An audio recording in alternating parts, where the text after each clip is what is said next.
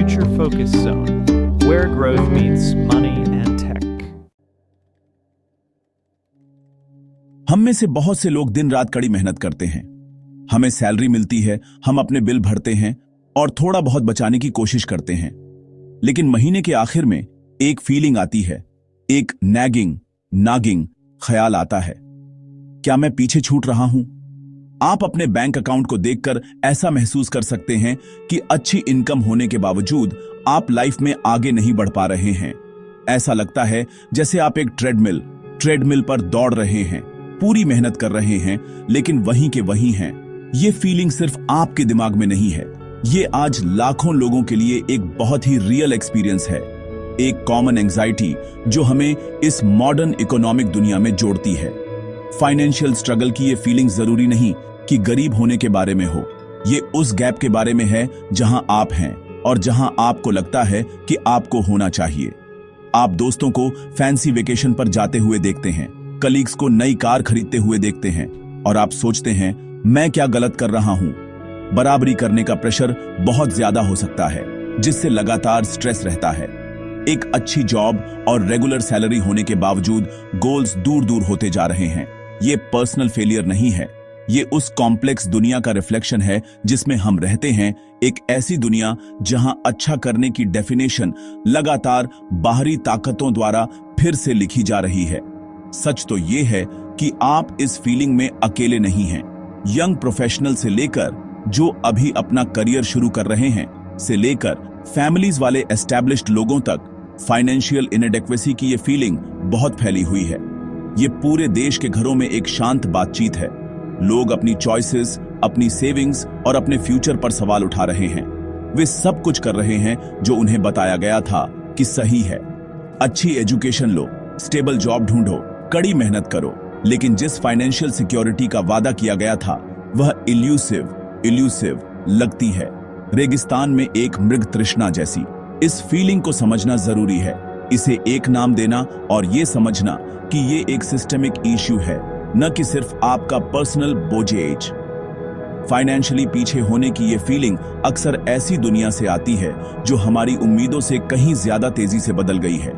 रहने का खर्च बढ़ रहा है, ख्वाहिशें बढ़ रही हैं और सक्सेस के ट्रेडिशनल मार्कर पाना मुश्किल होता जा रहा है। एक स्टेबल लाइफ, एक कंफर्टेबल घर और एक सिक्योर फ्यूचर का सिंपल सपना अब पिछली जनरेशन के मुकाबले कहीं ज्यादा महंगा लगता है। तो जब आपको वो चुभन महसूस हो, आपकी फाइनेंशियल सिचुएशन के बारे में वो चिंता हो, याद रखें कि अनगिनत दूसरे लोग बिल्कुल वैसा ही महसूस कर रहे हैं। ये हमारे समय की साइलेंट स्ट्रगल है और इसकी जड़ों को समझना शांति पाने की पहली सीढ़ी है।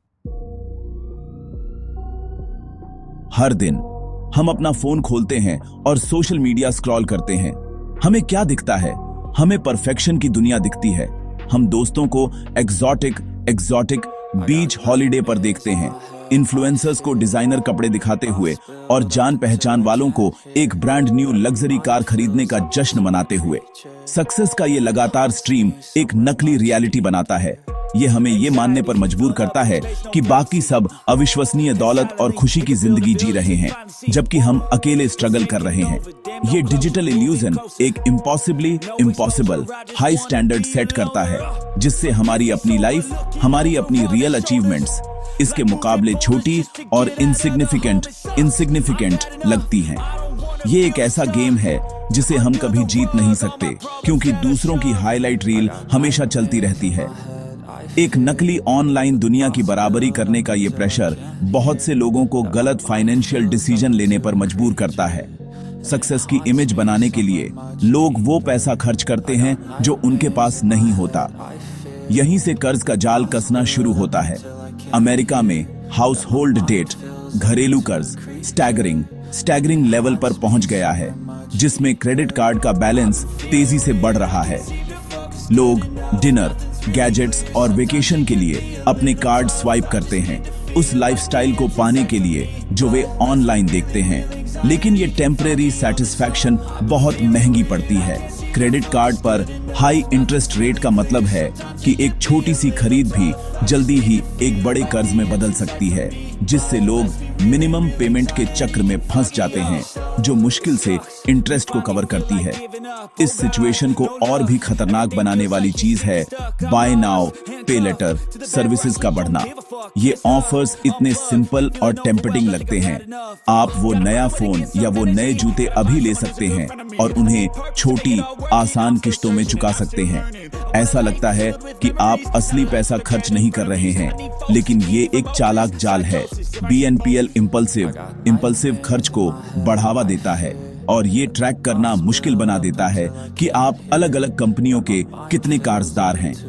इससे पहले कि आपको पता चले, आपके कई छोटे छोटे पेमेंट ड्यू होते हैं और अगर आप एक भी मिस करते हैं तो आपको लेट फीस और पेनल्टी लग सकती है, जिससे आपके पहले से ही खराब फाइनेंस पर कर्ज की एक और लेयर जुड़ जाती है। सोशल प्रेशर और आसान क्रेडिट का ये कॉम्बिनेशन फाइनेंशियल एंजाइटी के लिए एक परफेक्ट स्टॉर्म बनाता है।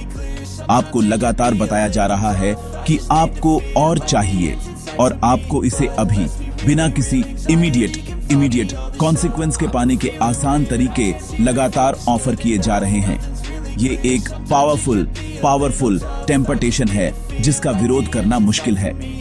फिट होने की, सक्सेसफुल महसूस करने की इच्छा लोगों को कर्ज लेने के ऐसे रास्ते पर ले जाती है जिससे निकलना इंक्रीसिंगली मुश्किल हो जाता है। एक नई खरीद का टेम्परेरी आनंद जल्दी ही उस कर्ज को मैनेज करने के लॉन्ग टर्म स्ट्रेस से बदल जाता है, जिससे फाइनेंशियली पीछे होने की फीलिंग और भी खराब हो जाती है। लंबे समय तक पैसे उधार लेना अपेक्षाकृत सस्ता था। इंटरेस्ट रेट कम थे, जिससे लोगों के लिए कार, एजुकेशन या बिजनेस शुरू करने के लिए लोन लेना आसान हो जाता था। लेकिन वो दौर बदल गया है। दुनिया भर के सेंट्रल बैंक महंगाई को कंट्रोल करने के लिए इंटरेस्ट रेट बढ़ा रहे हैं, जबकि ये इकोनॉमी को स्टेबल करने के लिए किया जाता है। इसका आपकी जेब पर सीधा और महत्वपूर्ण असर पड़ता है। अचानक हर लोन महंगा हो जाता है। एक नई कार लोन पर मंथली पेमेंट ज्यादा होती है। आपके क्रेडिट कार्ड बैलेंस पर जमा होने वाला इंटरेस्ट तेजी से बढ़ता है। इंटरेस्ट रेट में इस बढ़ोतरी का असर हर किसी पर पड़ता है, चाहे वो इंडिविजुअल हो या बड़ी कंपनियां। इंटरेस्ट रेट में ये बढ़ोतरी एक फाइनेंशियल हेडविंड की तरह काम करती है, जिससे आगे बढ़ना मुश्किल हो जाता है।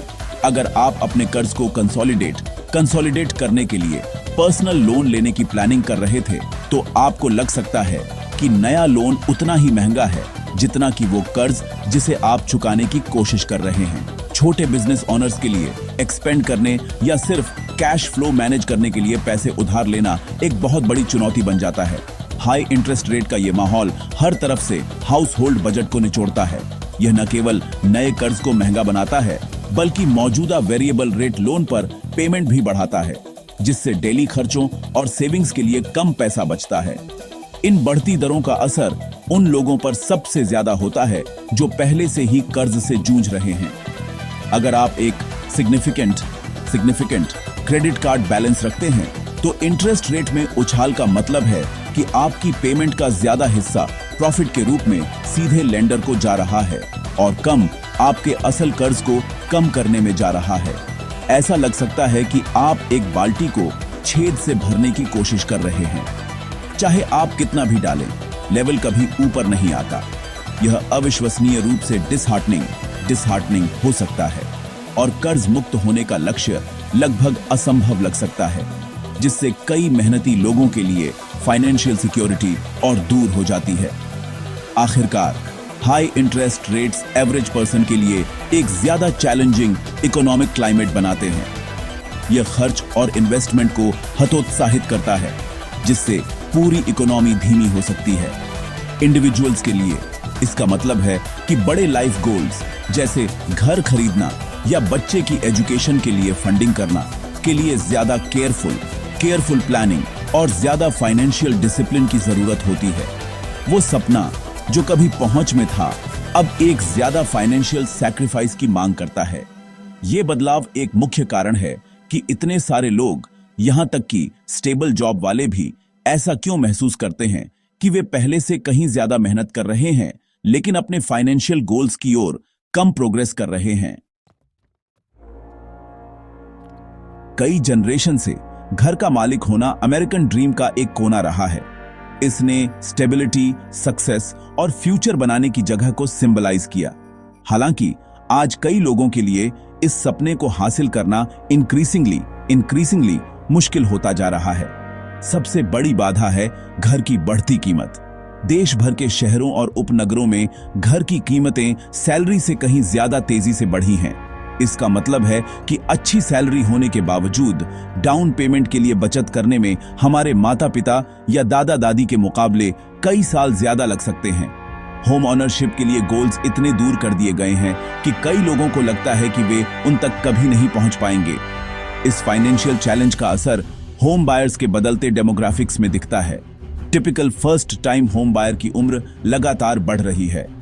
लोगों को अपनी पहली प्रॉपर्टी खरीदने से पहले 30 या 40 की उम्र तक ज्यादा इंतजार करना पड़ रहा है।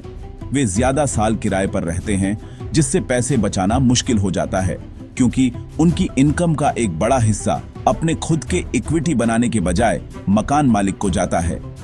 होम ओनरशिप में इस देरी का असर लाइफ के दूसरे माइलस्टोन पर पड़ता है, जैसे परिवार शुरू करना या रिटायरमेंट के लिए बचत करना, जिससे लाइफ में पीछे छूटने का एहसास होता है। इसके अलावा हाउसिंग मार्केट में फर्स्ट टाइम बायर्स की कुल संख्या घट रही है। ये सिर्फ ज्यादा इंतजार करने की बात नहीं है, कम लोग ही ये छलांग लगा पा रहे हैं। उन्हें हाई कीमतों, बढ़ती इंटरेस्ट रेट्स जो मॉर्गेज को महंगा बनाती है, और ऑल कैश बायर्स या इन्वेस्टर्स से कंपटीशन के कारण मार्केट से बाहर कर दिया गया है। इससे निराशा और होपलेसनेस की गहरी भावना पैदा होती है। आप सब कुछ सही कर सकते हैं, लगन से बचत करें, एक अच्छा क्रेडिट स्कोर बनाए रखें, और फिर भी पाएंगे कि घर खरीदने का सपना आपकी पहुंच से बाहर ही रहता है। एक ऐसा प्रिविलेज जो कुछ भाग्यशाली लोगों के लिए आरक्षित है। तो अगर आपको ऐसा महसूस होता है तो कृपया जान लें कि आप फेल नहीं हो रहे हैं। सिस्टम खुद बदल गया है। आज की इकोनॉमिक रियलिटी अतीत से बहुत अलग है। होम ओनरशिप का सपना फिसलने का एहसास होना पूरी जनरेशन के लिए एक वैध और साझा अनुभव है। यह व्यापक इकोनॉमिक ट्रेंड्स का एक रिफ्लेक्शन है, न कि आपकी पर्सनल वर्थ या मेहनत का माप। इस साधारण तथ्य को पहचानना पहला कदम है। आप इस संघर्ष में अकेले नहीं हैं। ऐसा महसूस करना ठीक है, क्योंकि यात्रा सबके लिए मुश्किल हो गई है।